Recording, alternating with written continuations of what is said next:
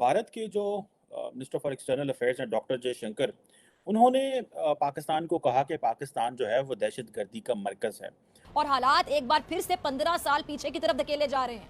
हम सिर्फ 8 माह की बदतरीन जो गवर्नेंस है और हुकूमती फैसलों के नतीजे में 15 साल पीछे जा रहे हैं, जब मुल्क में फूड क्राइसिस था, बेरोजगारी थी, दहशतगर्दी थी और इन मसाइल से निजात पाने के लिए पाकिस्तानी अवाम ने, खासकर अफवाज पाकिस्तान और सिक्योरिटी इदारों ने 80,000 से ज्यादा कुर्बानियां दी। कि भारत क्यों पाकिस्तान को कहता है कि पाकिस्तान दहशतगर्दी का मरकज़ है या epic centre of terrorism, Islamic terrorism है या टेररिज्म है।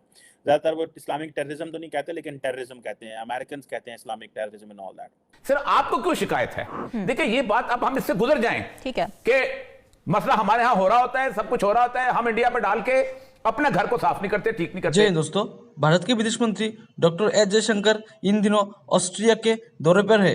विदेश मंत्री ने दुनिया को कई गंभीर मुद्दों, खासकर आतंकवाद के खिलाफ भारत का नजरिया पेश किया। साथ ही भारत के पड़ोसी मुल्क पाकिस्तान पर जमकर बरसे। विदेश मंत्री एस जयशंकर ने पाकिस्तान पर हमला बोलते हुए कहा कि भारत से आतंकवाद का एपिसेंटर बहुत ही ज्यादा नजदीक है। उन्होंने वैश्विक स्तर पर आतंकवाद को लेकर अपना नजरिया साझा करते हुए पाकिस्तान के लिए ये भी कहा कि पाकिस्तान ने मुंबई शहर पर हमला किया और बेगुनाह लोगों और विदेशी पर्यटकों को निशाना बनाया। इतना ही नहीं, सीमा से हर रोज आतंकवादी भेजने का काम करता है। आतंक का अड्डा पाकिस्तान हमारे बहुत ही नजदीक है।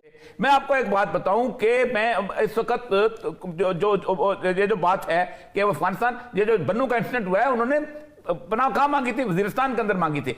अब हुआ यूं है कि बेसिकली फरीद जकरिया जो हैं, उन्होंने एक आर्टिकल लिखा CNN में, और उसमें कहा Pakistan is an epic centre of Islamic terrorism back in 2010। इससे बड़ी नाकामी और क्या होगी कि पड़ोसी मुल्क अफगानिस्तान की जो करेंसी है वो भी रुपए के मुकाबले में ज्यादा है। जो पाकिस्तान है उसको ये एपिसेंटर है टेररिज्म का, क्योंकि जितनी भी दहशतगर्दी है वो ये प्लान यहाँ पे होती है, फंड यहाँ से होती है, ट्रेस यहाँ से होती है, और पाकिस्तान के जो कनेक्शन है वो दहशतगर्द ग्रुपों से हैं, और इसकी स्ट्रेटेजिक रीजंस हैं। मतलब यह है कि हम अपनी जंग खुद लड़ना सीखें। ये आज भी कहता हूं, कल भी कहता हूं, परसों भी कहूंगा। 25 दिसंबर के दिन 9 धमाके तो बलूचिस्तान में हुए थे, और बलूचिस्तान में जितना आपका खून बह रहा है कहीं और नहीं बह रहा।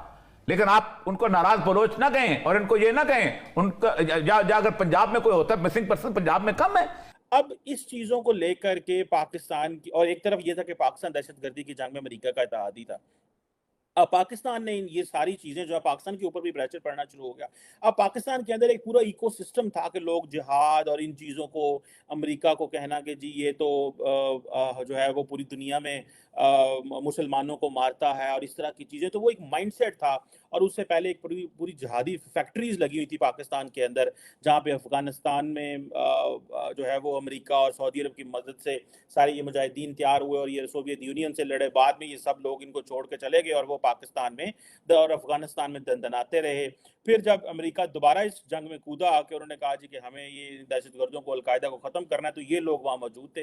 अब पाकिस्तान में भी बहुत सारे जो जनरल्स थे, सियासतदान थे, वो इस माइंडसेट और सोच में मिल चुके हुए थे और जिहाद जो है वो हो रहा था। पाकिस्तान कश्मीर में भी वो एक सारे मुजाहिदीन लॉन्च हुए थे, मजहबी जो जमातें थी वो कश्मीर में भी मिल रही थी। तो पाकिस्तान ने क्या करना शुरू कर दिया कि पाकिस्तान ने अमेरिका के मुतल्लक जो दहशतगर्द जमातें थी, अलकायदा वगैरह और जो बाकी लोग थे, उनके खिलाफ तो ऑपरेशन करने शुरू कर दिए, लेकिन अफगान तालिबान को कुछ ना कहा। फिर इसी तरह अगर हम देखते हैं कि अलकायदा वगैरह के साथ उसको ख़त्म करने की कोशिश की, तो अफगान तालिबान को कुछ ना कहा, लेकिन फिर नई ऑफशूट्स बनती रही आहिस्ता आहिस्ता। जैसे लीडरशिप कत्ल होती थी, फारग होती थी, तो नीचे नई दहशतगर्द जमातें बनती थी। उसी तरह TTP और बहुत सारी और जमातें भी बनी।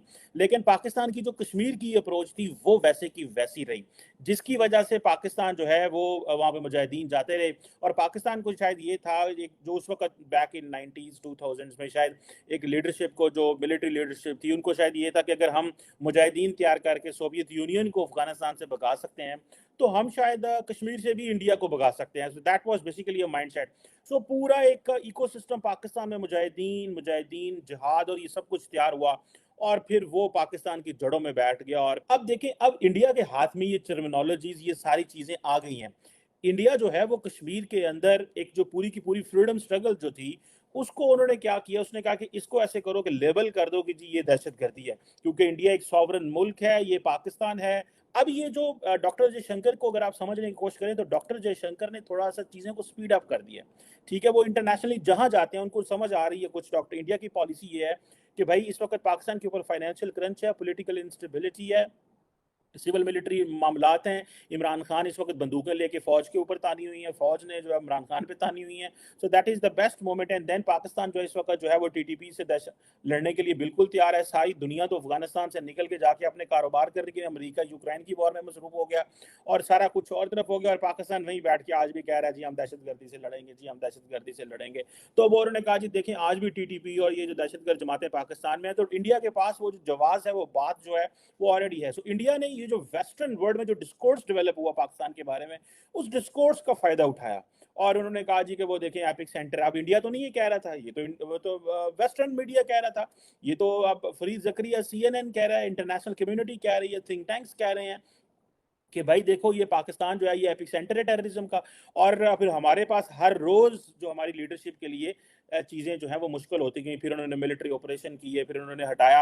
अब पाकिस्तान ने वो सारे काइनेटिक ऑपरेशन तो कर लिए, फौज तो लड़ पड़ी, लेकिन इनको ख़त्म भी काफ़ी हद तक कर दिया। लेकिन जो प्रॉब्लम रहा वो तो था कि ये सारे नज़रियाती लोग थे जो दहशतगर्द हैं, ये जो मुजाहिदीन है, ये जो जहाज जिन्होंने किया वो समझते हैं कि जी ठीक है ये इस तरह की रियासत ही नहीं होनी चाहिए, क्योंकि पाकिस्तान ने इस्टेब्लिश ही नहीं किया हुआ कि रियासत किस तरह की होनी चाहिए। और अगर मौलवियों से फतवे लिए भी हैं तो वो फतवे इस तरह के लिए हुए हैं कि बस वो ना होने के बराबर है। जनरल पब्लिक ने उसको बाय नहीं किया, ऊपर ऊपर हमने वो सारी चीज़ें की हुई हैं।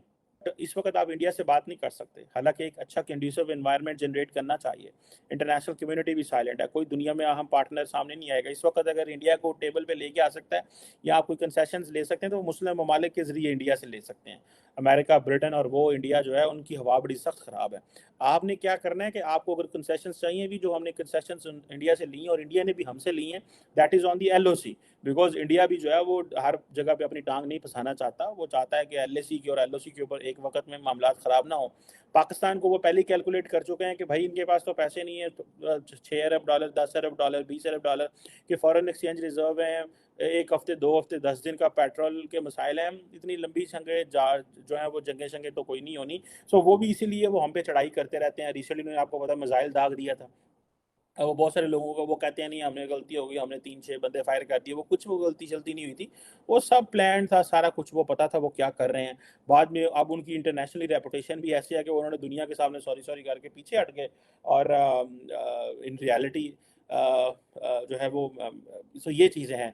सो पाकिस्तान को, ये बिलावल भुट्टो जरदारी को, पॉलिटिकल लीडरशिप को, सबको एक यकजा होके जो भी पाकिस्तान की हमने जो इतनी कुर्बानियां दी हुई हैं तो उनका जिक्र करना चाहिए। दुनिया को पता है, जो सीरियस मुल्क है यूरोप और अमेरिका, वो मानते हैं सारी बातें, लेकिन इंडिया ने तो काम करना है। India is doing all that और वो करता रहेगा। So all what is needed is कि पाकिस्तान के पास क्या जो है वो है। ये अगर फौज सियासतदानों को ये केसेस करने बंद करे, उनको जेलों में डालना, उनको करप्शन के केसेस में डालना बंद करे और बिल बैठ के एक लायामल इख्तियार करे, तो चीज़ें बेहतर हो सकती हैं। लेकिन उसमें यह है कि उसमें एस्टैब्लिशमेंट को भी अपनी स्पेस छोड़नी पड़ेगी, जो वो छोड़ने को तैयार नहीं है। पॉलिटिशियन कहते हैं इसमें सिविलियन स्पेस हमें दें, हम सारे नैरेटिव को कंट्रोल करते हैं, पर हमें थोड़ी स्पेस तो दें। अब वो उसमें उनको स्पेस मिलती नहीं है।